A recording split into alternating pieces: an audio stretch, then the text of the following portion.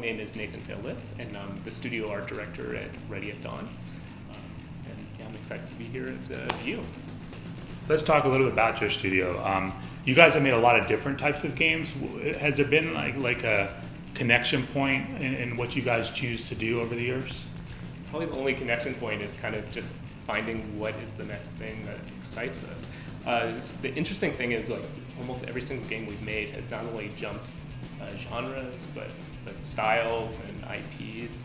And so it's something that's kind of terrifying each time, kind of rebuilding that from the ground up. It's also really exciting. Like, we started out on Daxter. It's kind of the stylized platformer on the PSP. Did a couple of God of War games. And then our first original IP was The Order 1886 for the PS4, which is kind of a more grounded, realistic kind of cover shooter set in Victorian London. And from there, we jumped kind of off the cliff into VR and did some really ambitious titles for Oculus. Lone Echo, which is this more like grounded science fiction, kind of story-driven game.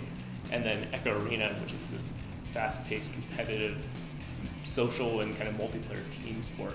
So even in our recent IP, it's like the divergence between the single player campaign and the multiplayer is huge.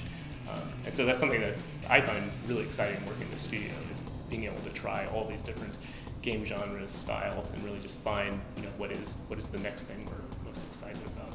When it comes to Echo Arena, I know a lot of people have been talking about that as potentially a VR esport. Was that something you guys were thinking about going into that, knowing how popular esports was outside of VR? Absolutely not. We completely stumbled into Echo Arena. We actually were just signed to make Lone Echo, which is much more grounded, like 2001 meets Gravity. You play this near sentient robot set in the mining facility in the rings of Saturn and have this kind of compelling story and relationship with your friend. And that was the project.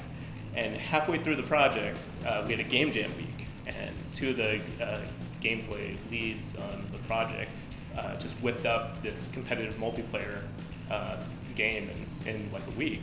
And we played it, and it was like lightning in a bottle, and it was almost greenlit overnight by Oculus. So this single-player game suddenly spawned this just left-field multiplayer title, where it's like you have The Martian meets Gravity, and then Echo Arena is more like Daft Punk disco roller derby, and it's still the same kind of franchise. And it actually went into ESL Season 1 almost immediately. So we just concluded Season 2 of ESL, seeing the competitors on stage and this merger of video games, but also athleticism. It's really exciting and incredible. When it comes to esports, as someone who's been making games for a long time, even outside of the VR aspect, what are your thoughts about professional video gaming as now a career choice for people? That's great.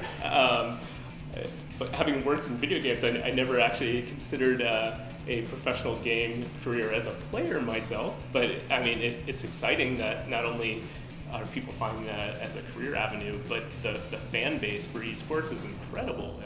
It's kind of rivaling and sometimes surpassing some real kind of traditional sports. And I think what's so exciting about VR to me is that at this point, like, it's just like blend between. It's like you have the kind of agility and athleticism of actual sports where you're using kind of one-to-one body presence of your head and your hands, but still have some of the fantasy of the competitive video game aspect too. So it's a really exciting space, and can't wait to see where it goes from here. Well, the other thing that's interesting when it comes to VR esports is that VR is so new that it is a very even playing field versus there's people who've been playing PC games for many decades, right? And like Dota and League have connections way back to Warcraft. What does that open up, do you feel, VR to maybe a broader mainstream audience potentially? Oh, I mean, it's great because, like, in some ways, like VR, it might look intimidating from the outside, but we find we put people into the headsets and the hand controller, especially touch, and it's so natural. Like, you don't have these like button abstractions. Like, oh, you want to grab something, just grab it. So in some ways, it's actually really accessible, And people that come from even a traditional sporting background get in there and it immediately clicks. It's like you understand it. That said, if you've seen some of the top level competitive players, there's a chasm between the casuals and where they're at. Like from OC4, like the first season championship at Echo Arena, one of the top players was just like jumping 3.5 feet in the air to intercept the pass above him. And so it's like this weird merger of like actual like physicality and real world athleticism in games. And it's really awesome.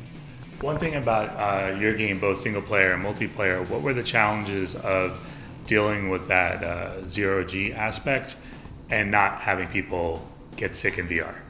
That was really the core of our game. Like, forgetting the IP wrapper, take that away. Really, the kernel of the game came from an idea our game director, Dana, had for this comfortable, free locomotion in VR.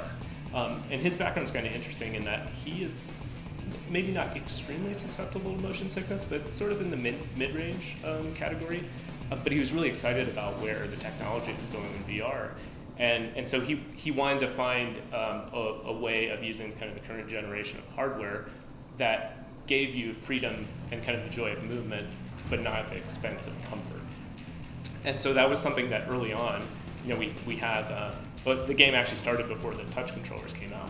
But just the idea of like, hey, we know we're sitting in place. We want to maintain one-to-one movement of kind of your head and your body, so your comfort's kind of at the forefront. And so we looked around for inspiration and looking at, say, like an astronaut at ISS, it's like they're moving with their hands. It's like, and your brain understands that connection, even though probably none of us have been in space ourselves. But just reaching out to grab and kind of pull the world, essentially, was incredibly natural. And so then there's so many other things we did in terms of trying to grounding like your frame of reference, so you have good kind of points of reference for comfort, from subtle lines and kind of the helmet HUD to kind of details in your hands and material usage.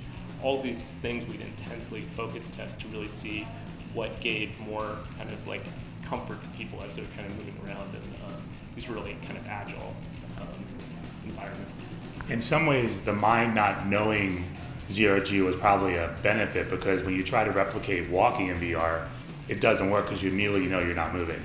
That was why for us, walking for this generation was kind of a no-no. And that's not to say you can't do it. Like, there's many games that use stick-based locomotion to move around, and that's fine. But for us, we wanted something that would appeal to newcomers to VR. We wanted it broadly accessible. We wanted it comfortable. We wanted a title that would help really evangelize the technology, and not have a game where it appeals to a hardcore niche, but you put a new person into it and they're like, ooh, VR's not for me.